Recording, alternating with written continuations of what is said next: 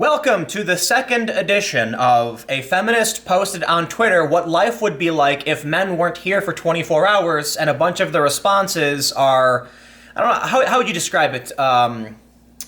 Oblivious? Ignorant? I'm not trying to be overly disrespectful to these people, by no means. I'm just trying to point out that we have one, this is the second time we've seen one of these viral threads. This one is from Feminists next door, and I think the post, I actually kind of like it, and I think it's worth discussing. We can talk about some of these issues between men and women. But there's just so many women that don't seem to understand that men actually experience the same things. There seems to be like a widespread belief among women that men aren't concerned about their own safety. Like, yeah, let's just read this. We'll go through specific examples. You get what I mean. But Feminists Next Door tweeted, "Women, imagine that for 24 hours there were no men in the world. No men are being harmed in the creation of this hypothetical. They will all return. They are safe and happy wherever they are during this hypothetical time period. What would or could you do that day?" I actually don't mind this question. Apparently there's some controversy because like a dude said the same thing about women. Everyone got mad. I also love this middle part where it says no men are harmed. They're all safe and happy. And I'm just imagining like all of a sudden every dude in existence is in like this white purgatory-like space, all confused, looking around like, oh, what's going on? And they just kind of like go about minding their own business and are just like chilling while women do whatever it is they're doing. But first, there's the top reply. She said Sylvia Plath was right. She references this quote. "Being bored a woman is an awful tragedy. Yes, my consuming desire to mingle with road crews, sailors and soldiers, barroom regulars, to be a part of a scene, anonymous, listening, recording, all is spoiled by the fact that I am a girl, a female always in danger of assault and battery." Let's stop right there. First of all, being born a woman is not an awful tragedy, nor is being born a man. There's pros and cons, right? I believe that there are some benefits that men have that women don't, and that women have that men don't. I don't know how you'd quantify. Obviously, feminists say like men have it better, and you have a lot of men's rights people who say that women have it better. I don't know how you quantify that, but I certainly think women have it better in a lot of regards, right? Workplace deaths, overwhelmingly male. Combat deaths, overwhelmingly male. Society was shaped by men literally dying to make sure the women could survive. Now we're entering a different kind of age, and things are changing. Egalitarianism is on the rise, though you do have more like gender-specificism, which is feminism. But equality is possible, and now you've got people who don't want equality, they want equity, and it makes a whole other problem. But the important thing to take away from this Sylvia Plath quote is, always in danger of assault and battery. It's my understanding that men are slightly more likely to be the victims of violent assault and battery than women. So, look, it's not overwhelming. It's not like guys are most victims of violent assault. They just tend to be a small majority of most. But plain and simple, men and women are equally likely to be victimized, right? My consuming interest in men in their lives is often misconstrued as a desire to seduce them, or as an invitation to intimacy. Yet, God, I want to talk to everybody. I can as deeply as I can. I want to be able to sleep in an open field, to travel west, to walk freely at night. Yes, I also would like to be able to sleep in an open field. As a man, that's still dangerous. It is. I mean, no human anywhere is safe sleeping in an open field. You're putting yourself at risk, male or female. Now, obviously, women face different threats, different issues than men, right? So I think, I could be wrong on this because it's been a while since I've done this, like I've got this certificate here. But my understanding, and again, I could be wrong, it's been a few years, that for the most part, outside of the US, if, based on the knowledge, my understanding of these circumstances, it is more likely that if a woman were sleeping in a field, she would be kidnapped, abused sexually, depending on the country, maybe sold, and a man is likely to just have their stuff taken and murdered. Depending on your opinion, you might view one as worse than the other. Some people might say, well, obviously death is worse. You know, you can get over trauma. Others might say, no, torture is worse because you're forced to live through this experience. That's just an opinion. The point is, there's different circumstances, and I wouldn't wish either on anybody. But I think it's fair to say that it's not safe for anybody to sleep in a field. And it's really fascinating to me to see that women have this perspective that guys feel safe all the time. No, I don't. I live in the south side of Chicago. I've been shot at before randomly, which like drive-bys, just do it for fun. You know, they just pointed their gun at the car and bam, fired at me and my brother. It's not safe, right?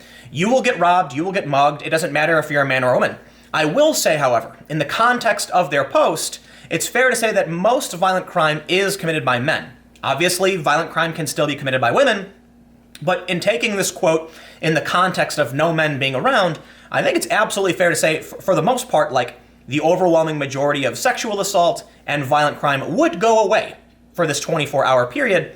And that is to say, it's not like every single guy does this. No, it's actually a slim minority of bad people who do this, but hey, it happens. You know, the majority of mass shootings, dudes, right? I think, like, you know, love it or hate it, like, you might not like that, but it's true. So I'll say that, to be fair, in that context, you would be able to sleep in an open field for the most part, but the idea that, like, a woman wouldn't rob you or, like, kill you, like, it's not necessarily, like, I think it's fair to make that assumption based on statistics. But for the most part, it's still dangerous. Like, it's still dangerous to sleep in an open field. And this also acts under the assumption that, you know, like, lesbians and bi women don't exist. Because, I mean, obviously they may still assume that you're opening up to intimacy by, you know, how you communicate. But it's interesting. So this one is actually rather kind of, you know, whatever. Give me a year so we can change the fashion and beauty industry to be more body positive. Well, okay. What's with all the assumptions that only guys are only attracted to beauty, right? It says, like, okay, what was it? There was something I read on OkCupid. You have all these women on OkCupid saying there was like a thing for a while where they're like, if you have a photo with your shirt off, showing off your abs, don't bother messaging me.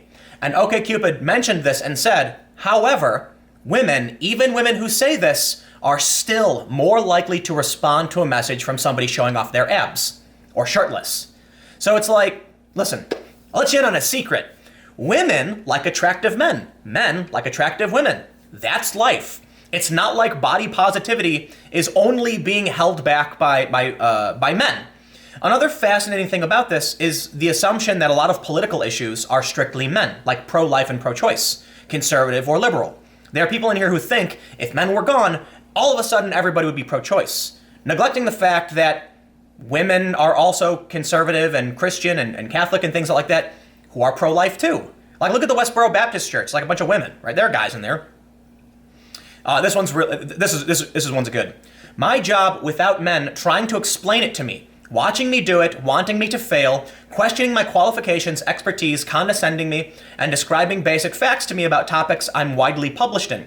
Only men do this. A day without this would be bliss. Now, I don't know if only men do this. I don't think that, obviously not only men do it, women do it too. It may be true that men do it more than others, but the other thing is, men experience this too from other men, right? And again, in the context of this post, her opinion isn't entirely incorrect.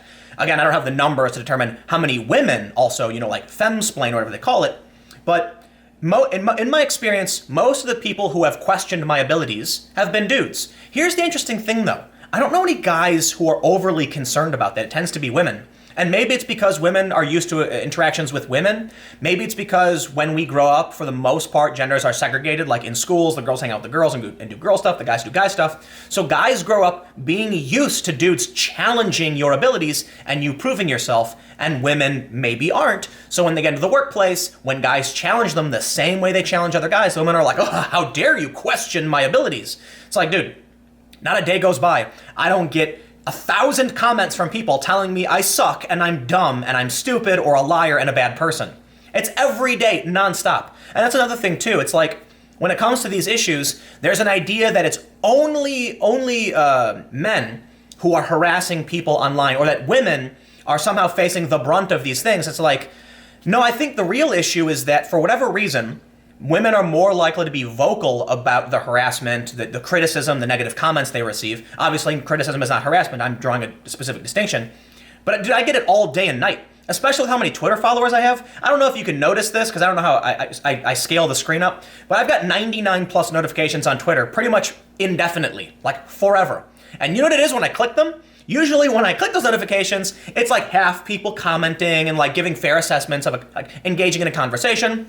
Then I got a decent amount of things saying like, spot on, Tim, appreciate your commentary. And then there's a decent amount, maybe like 20% of like, you're dumb, you know, screw you, how dumb could you be? Man, you're probably the stupidest person on Twitter. Then they insult my appearance. I sometimes get death threats. I've had people send me messages basically threatening to dox me, claiming that they know where I live, and you never hear me talk about it because I'm like, yeah, what else is new?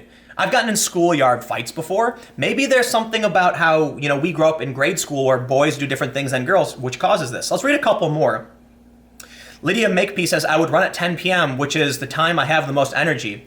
So, again, I want to point out, one of the things I'm saying is that, yes, men experience this stuff too. They're not saying that men don't, for the most part. But I do think it's fair to say that a decent amount, like it is the majority of violent crime is committed by men, so yeah, maybe you could run at 10 p.m. But at the same time, actually, let me pose this. If all the guys were gone for 24 hours, yeah, maybe. But let's say all men vanished for like a year. Well, now you start having resource battles. For 24 hours, sure, women aren't the ones like desperately trying to come up with resources. Necessarily, I'm just saying that there are certain jobs filled by men. Let's imagine those jobs are gone, and now they have to be filled by women. Many of, the economy would be in a struggle for this. You'd probably end up seeing a massive increase in crime being committed by women because, not because like crime is a part of the economy, but because women become increasingly desperate due to the damaged economy, you'll probably still see crime. So it maybe work for 24 hours. Emma Julia Jacobs says, take a walk under the night sky. It would be nice to just be able to walk home for once. I mean, it is dangerous for everybody walking home, but sure, maybe if there were less guys, there'd be less violent crime. I'd leave my taser and mace at home. My normal day would suddenly feel like I was at Disneyland. My PTSD and anxiety would be at an all-time low. I like this one. Take over Wall Street. In a day? All right, let's just read a couple more because I think we get it. I could read this for 20 years. Could I have an extension, please? I'd love to walk the length of the Ridgeway path and sleep out by it at night. Should take me around 5 days. I'll just point out again, while I think it's fair to say that guys tend to commit more crime than women, yet women can still attack you and rob you at night if you're sleeping outside. It's not like just because guys are gone, you're safe to do that. That would still be ignorant. And it's not like women don't attack people, especially other women. I mean, come on. You know what? It seems to be that a lot of them are about walking home at night with their headphones in and things like this. Here's one that's funny. The toilet seat would always be down and dry. Well, you know what? I'm going to end with this one last point. I had a friend come over, a female friend, and she used my bathroom and the toilet seat was up. And she made a comment about the toilet seat being up, saying something like, you got to put your toilet seat down for when you have women guests. And I was like, whoa, hold on. This is my house, okay? I live here. You're the guest. You should put the toilet seat up when you're done. Why is it only one direction? In my house, in my bathroom, I have the toilet seat up for dude reasons, okay? Now, if this was your house, I'd put the toilet seat back down for you, right? Obviously, I'm being facetious. I don't care where the toilet seat is at. But I thought it was funny that the assumption was you come to my house and you're mad that I have my stuff the way I want it. No. We don't play like that. Anyway, long story short, it's fun to read through these things and make comments about it. I actually think this one's rather fun because they mention that like all of the men are safe and happy wherever they are. Imagine what kind of place that would be where all men have just appeared somewhere in the poof, gone one day, but they're safe and happy about it. I have to imagine there's like something assures them this is your day off, you're safe and happy. Maybe all of the men have come together and are at like Man World. It's this great place where dudes get to just be dudes, not have to worry about anything. And they're eating nachos, drinking beer. The vegan guys on the left are enjoying their lettuce wraps, and everybody's just chilling.